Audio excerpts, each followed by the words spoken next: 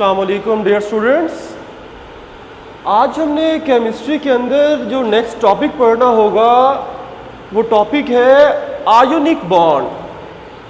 Chapter number 6 के अंदर हमने केमिकल बॉन्डिंग ही पढ़नी है, तो इन बॉन्डिंग को पढ़ने से पहले हमने आयोनाइजेशन एनर्जी, इलेक्ट्रॉन एफिनिटी पढ़ लिया। आज हम स्टार्ट करते हैं टाइप्स ऑफ बॉन्ड के अंदर। पहला ही बॉन्ड होगा आयोनिक बॉन्ड। आयोनिक बॉन्ड या आप मैट्रिक में भी कुछ इंट्रोडक्शन पढ़ चुके हैं, हमने दोबारा उसी के बारे में स्टडी करना होगा। आयोनिक बॉन्ड क्या किसे कहते हैं बेटा?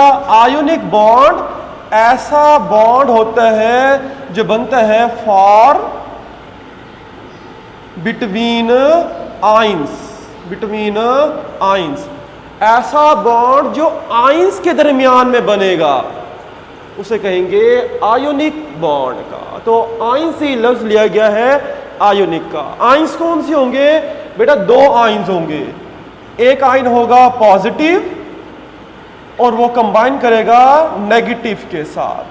तो एक पॉजिटिव आयन और एक नेगेटिव आयन, इनमें जो फोर्स ऑफ अट्रैक्शन होती है दो आइंस के दरमियान में, उस अट्रैक्शन को नाम देते हैं आयोनिक बॉन्ड। बेटा आयोनिक बॉन्ड बनने के लिए पहली कंडीशन, आयोनिक बॉन्ड हमेशा तब बनेगा जब एक एटम होगा मेटल और दूसरा होगा नॉन मेटल।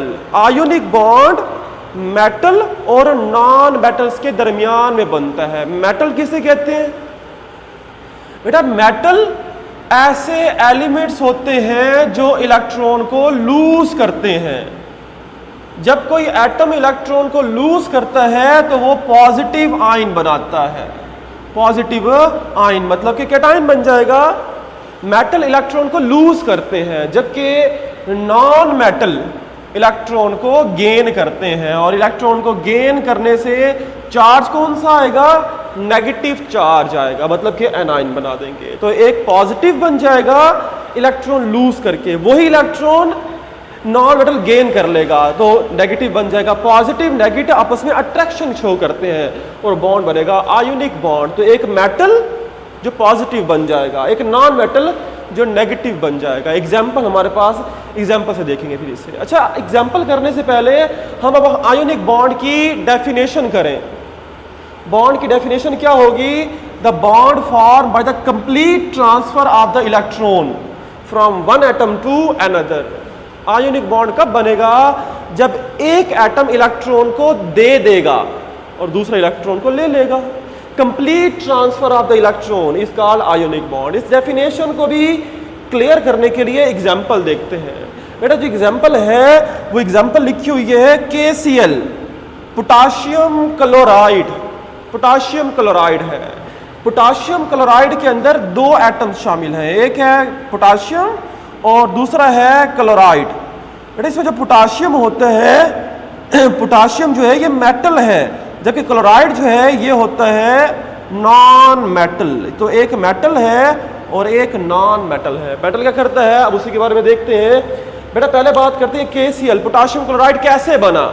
पोटाशियम क्लोराइड के अंदर आयोनिक बॉन्ड है, इस चीज को जस्टिफाई करते हैं, इसकी वजाहत करते हैं। तो पहले बात करते हैं, इसमें पोटाशियम होगा।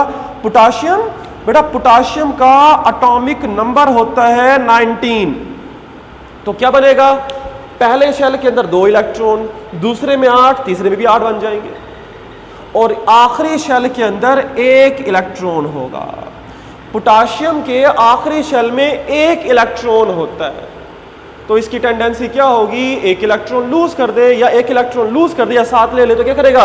अपना ये 1 इलेक्ट्रॉन लूज कर देगा। जब अपना ये 1 इलेक्ट्रॉन लूज कर देगा पोटाशियम, 1 इलेक्ट्रॉन लूज करने के बाद पोटाशियम पॉजिटिव बन जाता है और 1 इलेक्ट्रॉन लूज हो जाएगा। जब ये इलेक्ट्रॉन लूज हो जाएगा बाकी बच जाएगा 288 इलेक्ट्रॉन, बाकी बच जाएंगे 18 और 18 इलेक्ट्रॉन।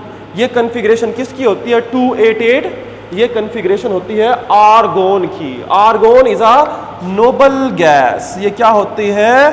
नोबल गैस होती है। और चैप्टर के शुरू के अंदर मैंने आपको पढ़ाया था कि हर एलिमेंट अपने आप को नोबल गैसेस जैसा करना चाहता है, अपने आप को स्टेबल करना चाहता है, क्योंकि नोबल गैसेस भी स्टेबल होती हैं। तो पोटाशियम भी स्टेबल हो जाएगा जब अपना 1 इलेक्ट्रॉन लूज कर देगा, आर्गोन जैसा बन जाएगा। स्टेबल हो गया तो क्या बन गया? पोटाशियम प्लस बन जाएगा।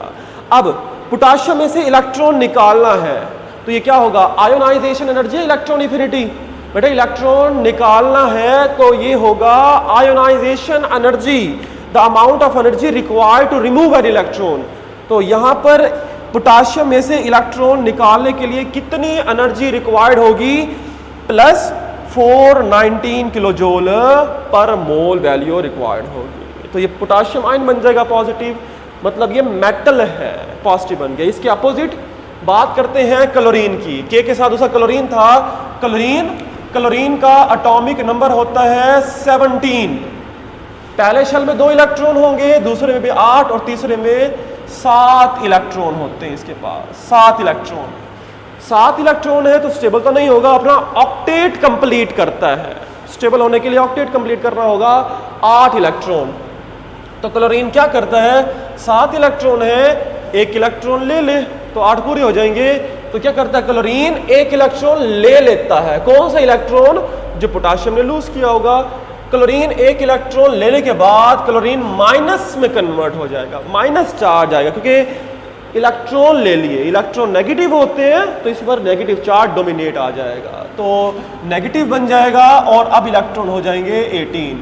7 थे, 1 इलेक्ट्रॉन और आ गया तो बन जाएगा 288। तो इसकी कन्फिग्रेशन 288 बन जाएगी।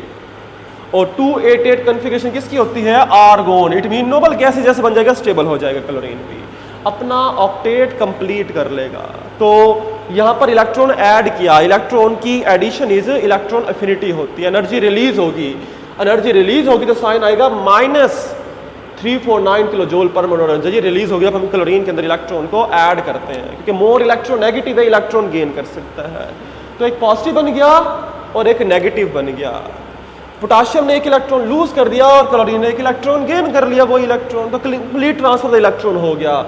Electron transfer from the potassium to chlorine, electron potassium ने लूज किया और क्लोरीन की तरफ चला गया। तो and develop electrostatic force of attraction. तो एक पॉजिटिव बन गया, पोटाशियम ने इलेक्ट्रॉन लूज किए, क्लोरीन ने इलेक्ट्रॉन गेन किए, तो इनके दरमियान में फोर्स ऑफ अट्रैक्शन क्रिएट होगी। जब इनका क्रिस्टल बनेगा तो उस क्रिस्टल के अंदर electrostatic force of attraction create होती है और इन दोनों के मिलने से बन जाएगा KCl। के पॉजिटिव है, Cl नेगेटिव है।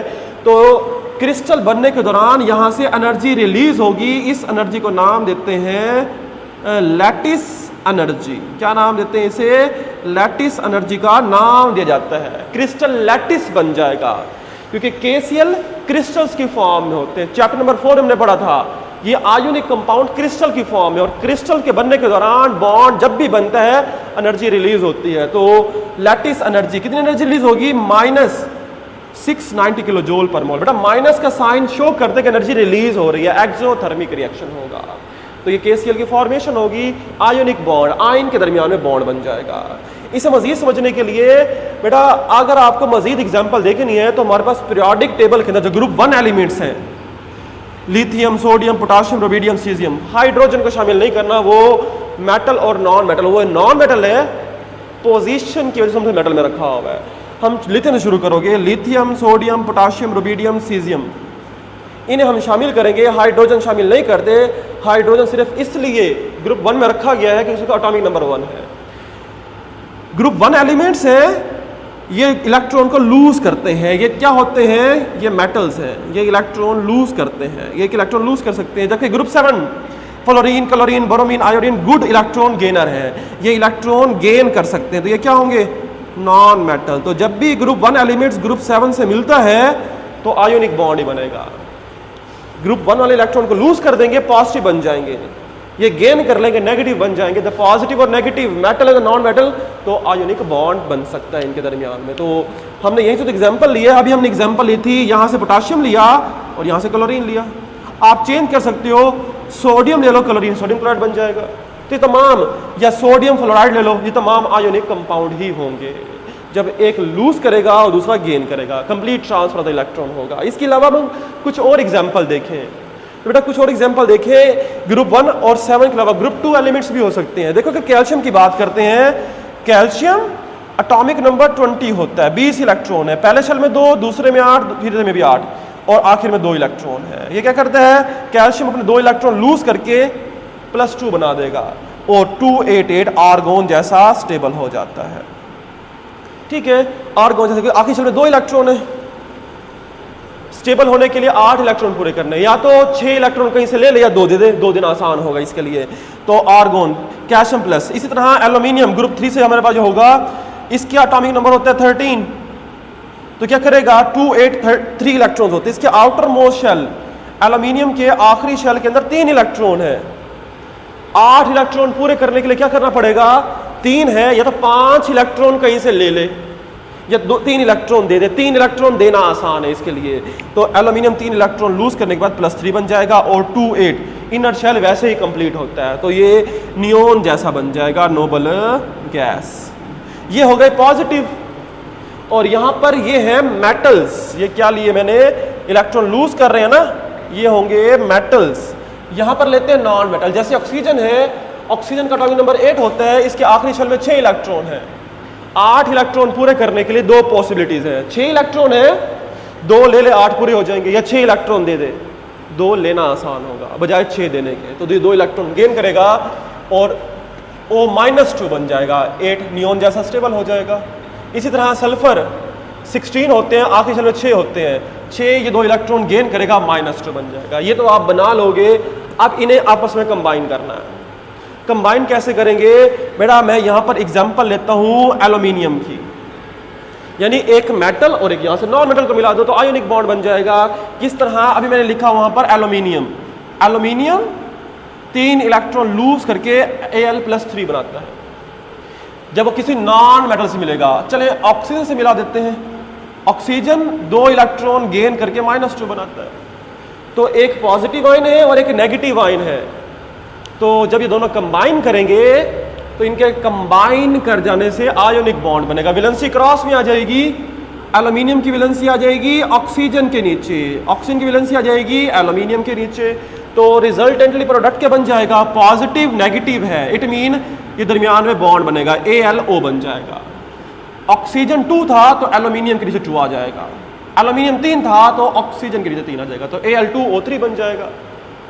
इसी तरह अगर एल्यूमिनियम को, एल्यूमिनियम +3 था, सल्फर से भी कंबाइन कर सकते हैं, एल्यूमिनियम प्लस है और सल्फर क्या होगा, -2। एक इलेक्ट्रॉन डोनर है, दूसरा एक्सेप्टर है, तो आयोनिक बॉन्ड बनेगा यहां भी, तो पॉजिटिव नेगेटिव अट्रैक्शन शो करेंगे और वैलेंसी क्रॉस में आ जाएगी, यहां पर वैलेंसी आ जाएगी। तो ओवरऑल स्ट्रक्चर क्या बन जाएगा, प्लस एल्यूमिनियम सल्फर नेगेटिव दोनों मिल जाएंगे, प्लस माइनस का चार्ज शो करता है कि इनमें अट्रैक्शन होगी और आयोनिक बॉन्ड बनेगा। वैलेंसी क्रॉस में कर देंगे, एल्यूमिनियम की वैलेंसी 3 है, वो सल्फर के नीचे आ जाएगी, सल्फर की वैलेंसी 2 हो तो यहाँ पर Al2S3 बन जाएगा। तो बेटा ये भी आयोनिक बॉन्ड है, ये भी आयोनिक बॉन्ड है। इस तरह आप कैल्शियम के बॉन्ड ही बना सकते हैं। अगर यहाँ पर हम चले लास्ट में कर देते हैं, अगर हम कैल्शियम है +2 बनाता है और ये कंबाइन कर जाए ऑक्सीजन के साथ -2 के साथ, प्लस माइनस का चार्ज ये शो करता है, इनमें अट्रैक्शन होगी, आयोनिक बॉन्ड बनेगा, इलेक्ट्रॉन डोनर और एक्सेप्टर मौजूद है, तो क्रॉस एक्सचेंज होगा, बन जाएगा ACAO।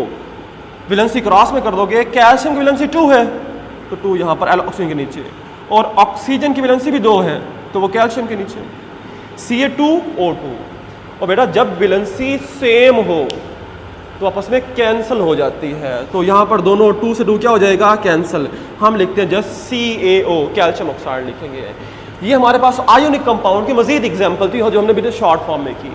इसके अलावा लास्ट में एक बात लिखी हुई है कि जो हमारे पास सोडियम क्लोराइड है NaCl, ये 72% आयोनिक होता है, 72% आयोनिक, जबकि सीजियम फ्लोराइड ये 92% आयोनिक होता है, 92% आयोनिक। MCQs भी हैं बेटा, कोई भी बॉन्ड 100% आयोनिक नहीं होता, कोवलेंट करैक्टर होता है।